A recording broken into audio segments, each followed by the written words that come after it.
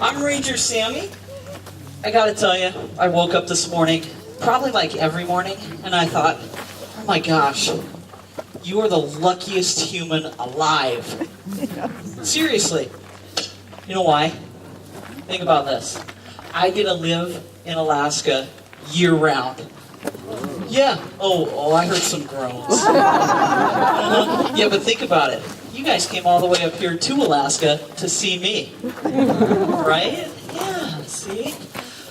You know, the other reason I think I'm the luckiest person alive is I get to work in this park. It's hands down my favorite national park. It's beautiful. It's amazing. Everybody says, Sammy, but what do you do when you're not working in the park? You don't work here year-round. No, I don't get to yet. Someday. I actually am a teacher to support my ranger habit. Yeah, gotta do something. My favorite superhero movie, True Heart of Winter, which you can find, well, I'll tell you where you can find it in a second, is about the sled dogs of Denali National Park and Preserve. Okay. See? They love that. It's their favorite movie, too. If you haven't seen it, you can find it actually on the park website. Just go to the kennels page, and it's right there. It's free and everything. Fantastic. It's a great superhero movie. So, what is it that makes a superhero? Well, I'm going to tell you a couple things that make superheroes.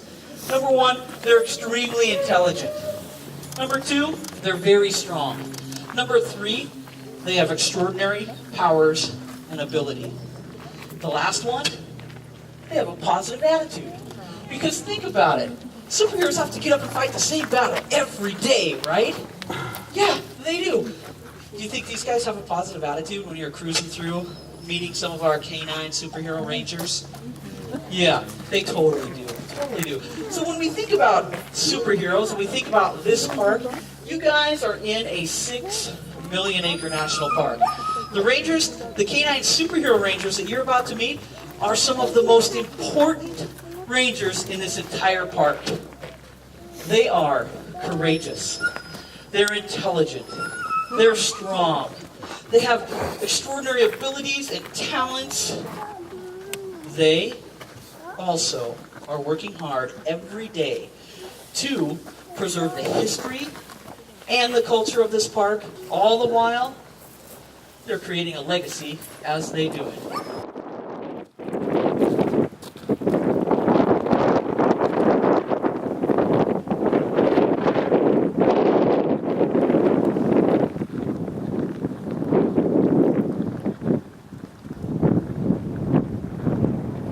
Ready to see our Canine Superhero Rangers in action? All right.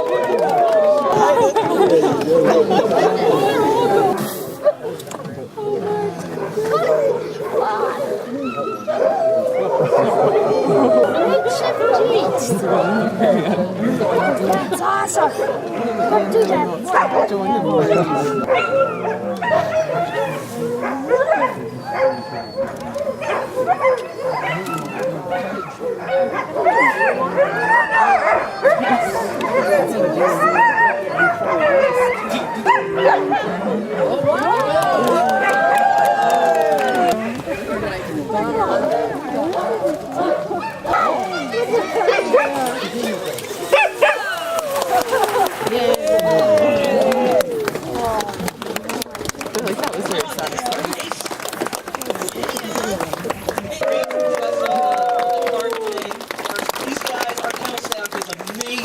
So hard every day making sure our Canine Superhero Rangers are happy and healthy. You know I'm a teacher. I'm going to give you a little test, but here's the deal. We haven't really had a lot of time to study, so I'm going to cheat. We talked about some of the great characteristics that make these guys superheroes. What about their physical traits? Somebody who's sick in here, who he very kindly just laid down right in front of me. The first thing I want to talk about is this. What's this right here?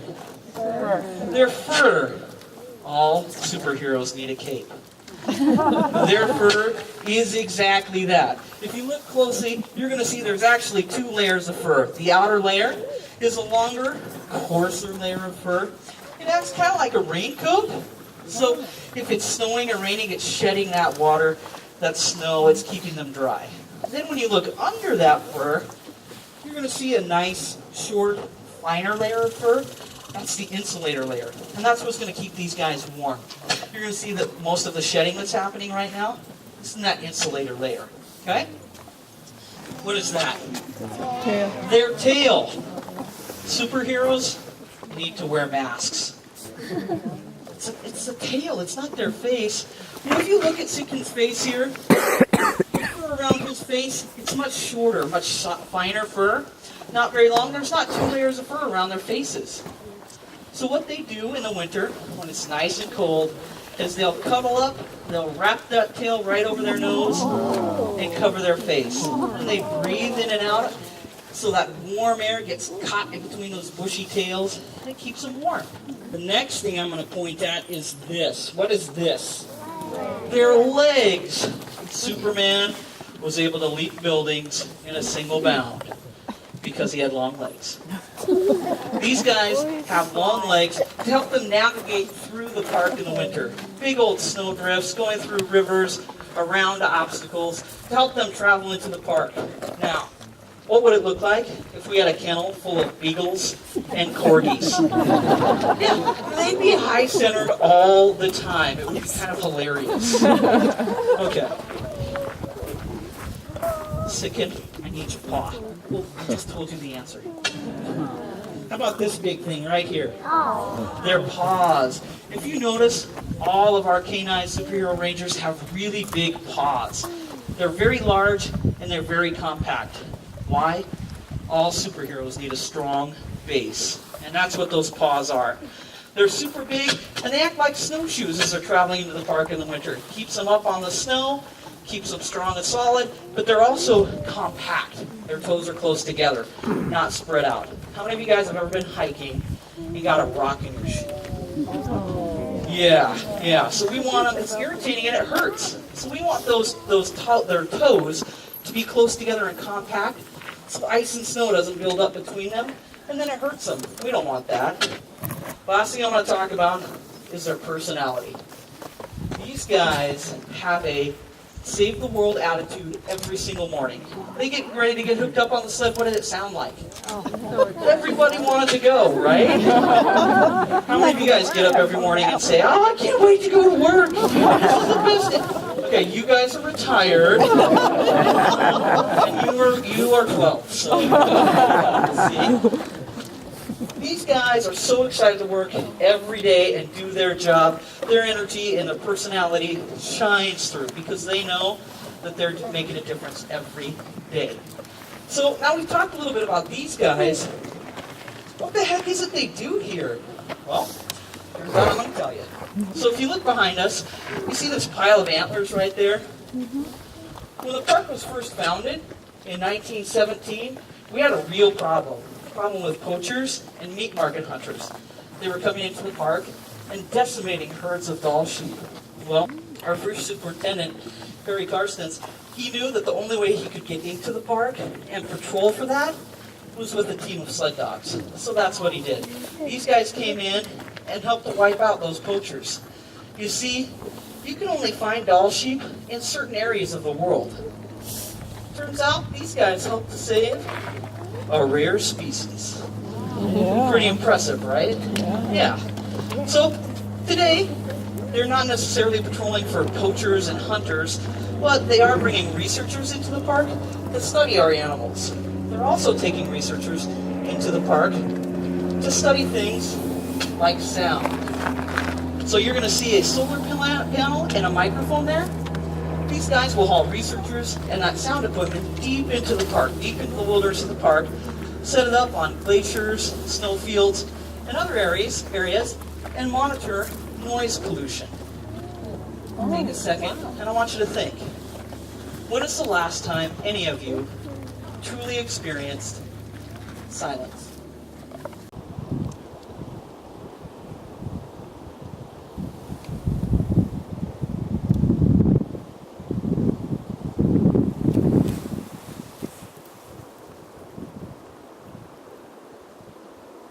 We could very easily haul all of that equipment in with an airplane or a helicopter. Well, what did it sound like when these guys when they took off and started running? It was quiet. Yeah, it was quiet.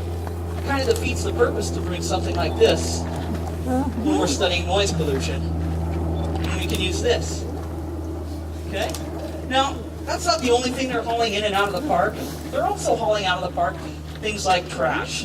This middle pile you see of wood debris and some posts in there, that actually is a bridge from the Toten River, the parts of it that washed out many, many years ago. These guys are continuing to haul that out. They also, though, haul materials into the park or materials into construction sites. Have you guys ever been to the Riley Creek Suspension Bridge? Okay, you guys got to get there. It's pretty amazing. And these guys helped build it. They hauled over 10,000 pounds of building material up Riley Creek to the construction site. 4 of those loads were 1,000 pounds apiece. It took teams of 16 dogs to get those 4 beams down there. It's pretty impressive, isn't it?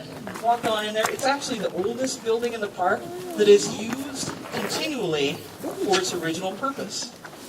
It was built in 1922. In 1922, when our first sled dogs came about, we knew that they're not going to be around forever. Superheroes retire. So when these guys retire, we take their nameplates and we hang them on the walls inside of that building as a way to honor them. So I encourage you after we're done, cruise on in there and take a look at that. See all the retired superheroes that came before these guys. They'll work for us for about 9 years or until they tell us we're done, and then we'll retire them out. We can answer any of those adoption and retirement questions that you guys have later. You know, it was our park's first superintendent, Harry Karstens, that started this legacy way back in 1922. We've had it working kennels here almost continually since then. About right here is where our lead dogs would be. Wow. Those lead dogs, they have to be very intelligent, they have to be intuitive, they have to be very confident, brave, and be able to communicate with not just the rest of the team, but the musher back there as well. So here's our lead dogs. Both of these guys, super confident, very intelligent, and they're able to send messages back and pick up on what the musher's telling them to do. The musher's got 4 commands. Go, let's go, let me start over. Let's go, whoa, G, and ha. Our next position we're going to talk about here is a swing position. This is a great position where we're going to put dogs who are learning to be lead dogs, dogs who might need a little refresher on how to be a lead dog, and these guys are also going to help to turn the sled. Now, if the lead dogs were way back out there where I was a couple minutes ago, we'd have a whole bunch of dogs right in here. These guys would be our team dogs. What they're going to do is they're going to help distribute the weight of the sled and help to pull. Our last position we're going to talk about is our wheel position. I'm super happy that we've got Sitkin and Tatum here today because it's a great example that just because you're not big doesn't mean you're not strong. Tatum is one of our smallest dogs here in the dog yard. But look, she's in the wheel position. The wheel position's got a lot of work. They've got to get that sled going. They've got to take on the brunt of the weight and get it moving. She's super strong. So our first canine superhero ranger we're going to send back today is actually her birthday today. Yeah. Our last year's puppies are having their birthday today. And Nipa, this is little Nipa, she is 1 today. Okay, the next dog that we're going to send home on a leash is little Tatum. Told you, she's super strong. She's really social, and she likes to go check every single thing out. So she's going to go ahead and cruise on back on a leash today too. Tatum is, man, this dog, she is a true superhero. She can run every position, and every position very, very well. Look at that. Very well.